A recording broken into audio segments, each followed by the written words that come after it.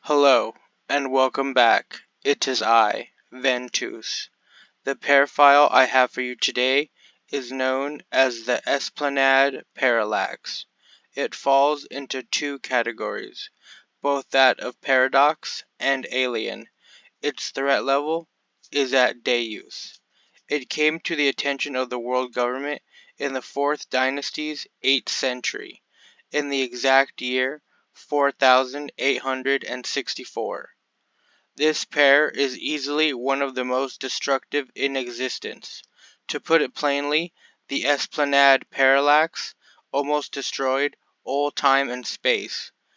What allows for the parallax to fall into two separate categories is the fact that it is the result of multiple phenomena. I will be going into detail regarding all occurrences. To begin with, I will detail the physical machine that opened the Esplanade Parallax, as well as the man that created it. It was a machine called the Angstrom Zenith, by its creator, a man called Jower Tress. It is important to note that Tress was by no means a highly educated man. Our records show that he barely managed to finish primary school.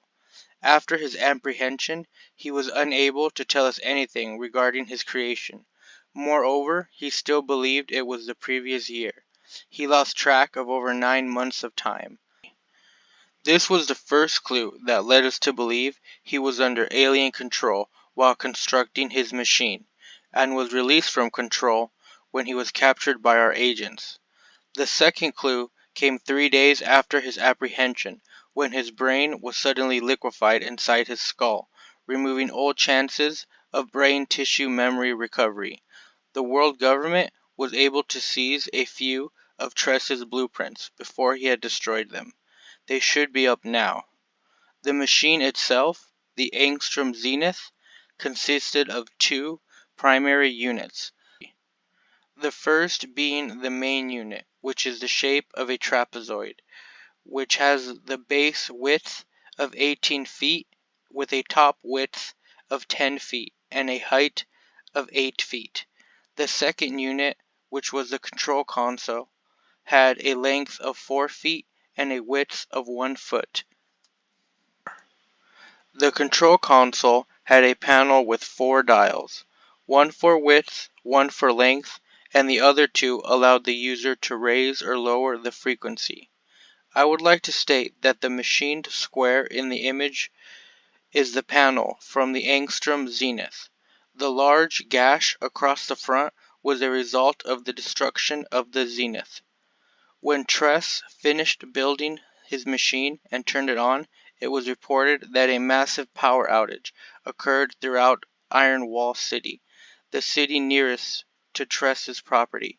However, due to the fact that the center of the initial power outage could not be located, the machine remained unnoticed for a few more days.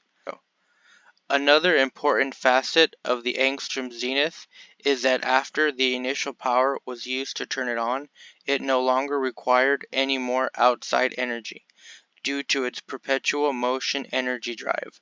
Once the machine was active, it opened a small portal, the portal they called the Esplanade Parallax. We believe that when the parallax was first opened, it was no larger than a carbon atom. We were able to ascertain that information because our spectrographs failed to pick up the portal until it was the size of a pinhead, which emitted enough light for the spectrographs to pick up. By the time the first wave of agents had arrived, an hour later, the portal had reached the size of a medicine ball.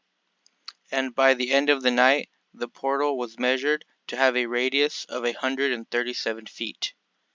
And an overall diameter of 274 feet from end to end.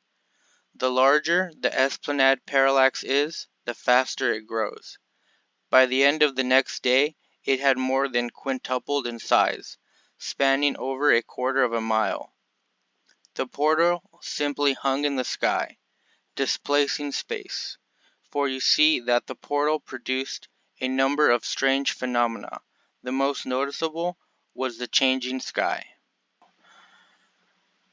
The sky enveloped by the portal was a sky foreign to human eyes. Moreover, it would continuously change to a different firmament every few seconds. This introduces the second effect, the displacement of space. The parallax wasn't simply opening a small window to another place and then closing it when it changed. The parallax was devouring physical space, shortening the actual distances between our Earth and whatever random world it chose. This allowed for whatever unknown threats on the other side of the portal to pour into our world and made it a lot easier for invaders to find us. However, that effect had a still more devastating side effect. This side effect was first noticed by our scientists on the beginning of the third day. It was called planet shuffling. We still do not know how or why this happened, but one of our solar system's Jovian planets was exchanged with a solid planet from an unknown solar system. Next, I will detail our efforts to destroy the Esplanade Parallax. The first wave of agents that stormed Tress's property and attempted to turn off the machine utterly failed. Once the machine was on, there was no normal way to turn it off. The control panel only increased the parallax growth rate and increased the range of its frequency, allowing it to choose from more planets.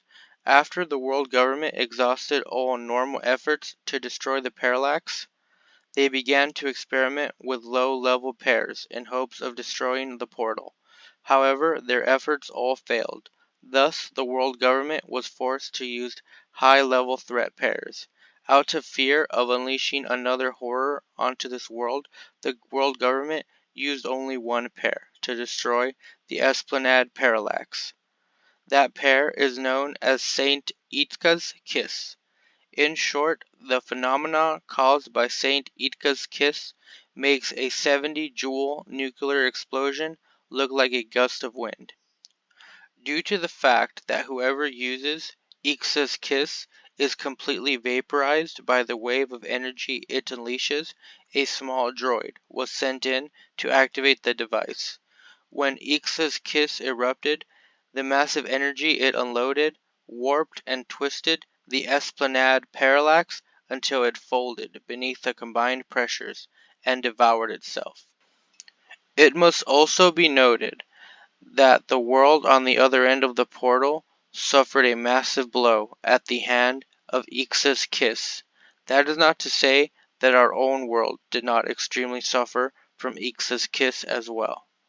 The world government was forced to use a number of pairs to return the Earth to its former self, but to date no viable option exists for returning the shuffled planets.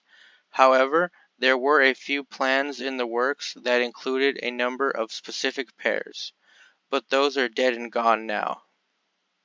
Aside from its threat level, the reason I chose the Esplanade Parallax is because we now believe it may be responsible for the transportation of the pairs into the multiverse.